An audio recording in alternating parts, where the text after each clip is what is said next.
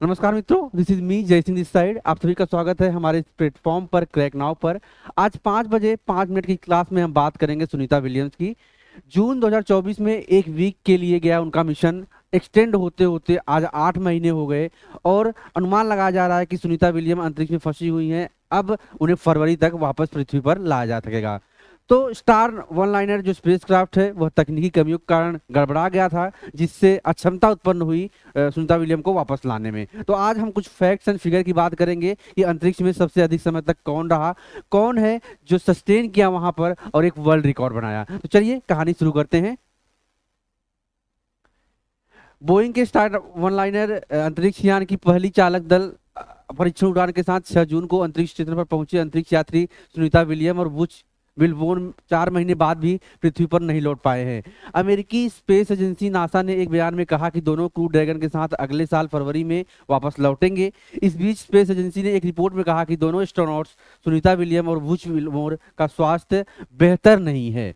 तो जिस प्रकार से हम देखते आए हैं कि जो अधिक समय तक अंतरिक्ष में रह लेता है उसके साथ कुछ कमियां हो जाती हैं, शारीरिक दिक्कतें होती हैं, उसे हम आगे देखेंगे।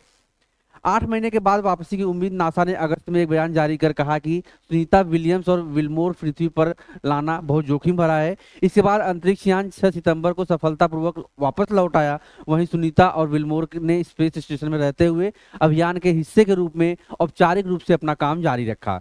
दोनों क्रू ड्रैगन के साथ अगले साल फरवरी में वापस लौटेंगे। इसका मतलब है कि एक सप्ताह की परीक्षण उड़ान पर गए दोनों अंतरिक्ष यात्री 8 महीने तक अंतरिक्ष में रहेंगे। विलियम्स और विलमोर को हो सकती है ये समस्याएं।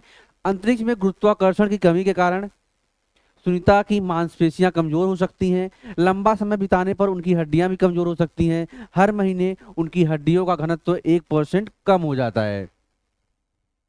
स्पेस में कब तक रहेंगे ये जिंदा? तो अंतरिक्ष की परिस्थितियों और स्पेसक्राफ्ट की सुविधाओं को जानकारों के मुताबिक स्पेस एजेंसियां इस व्यवस्था के साथ मिशन लॉन्च करती हैं कि अगर कोई एस्ट्रोनॉट स्पेस में फंस जाए तो उसे वापस लाने के लिए दूसरा मिशन शुरू करने तक वक्त मिल सके।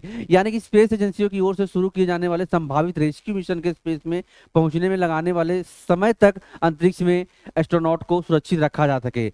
बात सुनीता विलियम और बुच विलमोर की हो रही है, तो रिपोर्ट के मुताबिक अंतरिक्ष में फंसे ये दोनों 300 से 400 दिन तक स्पेस में आसानी से रह सकते हैं। इससे पहले रूसी अंतरिक्ष यात्री वॉलेरी पाल्याकोव के पास अंतरिक्ष में सबसे अधिक दिन तक रहने का रिकॉर्ड है। वे जनवरी 1994 से मार्च 1995 तक मीर अंतरिक्ष स्टेशन पर लगातार 437 दिन तक रहे। बीते वर्ष अमेरिकी अंतरिक्ष यात्री फ्रैंक 371 दिन अंतरिक्ष में रहने के बाद वापस लौटे हैं। फ्रैंक पर हुई शोध से पता चलता है कि वापस आने पर उन्हें नजर संबंधी समस्याएं, डीएनए में बदलाव, वजन में कमी और इम्यून सिस्टम में परिवर्तन देखने को मिला।